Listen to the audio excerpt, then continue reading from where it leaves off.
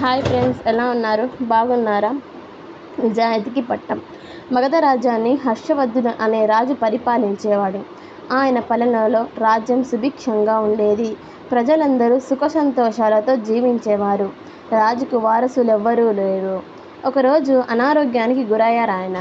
ఆస్థాన వైద్యులు రకరకాల చికిత్స అందించారు. కానీ రాజు కోలుకోలేదు. అది అంతుచిక్కని వ్యాధని వైద్యులు తేల్చేశారు. ఇక తాను ఎక్కువ రోజులు బతకనని హర్షవర్ధనుడికి అర్థమైంది.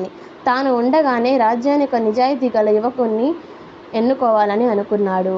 మరునాడు రాజ్యంలో దండోరా వేయించాడు.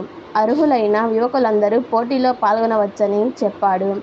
ఆ దండోరాతో కొంతమంది యువకులు సభకు వచ్చేశారు. వాళ్లకు రకరకాల పరీక్షలు పెట్టి తెలివైన సమర్థులైనటువంటి 9 యువకులను మంత్రి ఎంపిక చేశారు. వారిలో ఒకరిని ఎంపిక చేసే బాధ్యతను రాజు వదిలేశారు.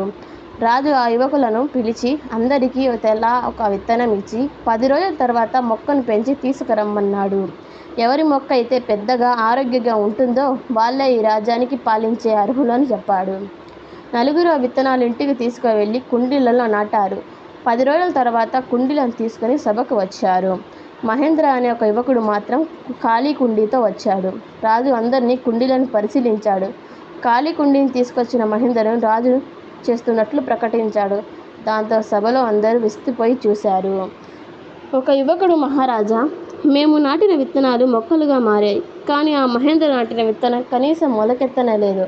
అతనిని ఈ రాజ్యానికి రాజును ఎలా చేస్తారని అడిగాడు. అప్పుడు రాజు, నేను మీకు ఉడకబెట్టిన విత్తనాలు ఇచ్చాను. అలాంటప్పుడు మీకు ఇచ్చిన విత్తనం నుండి మొక్క ఎలా వచ్చింది అని ప్రశ్నించాడు.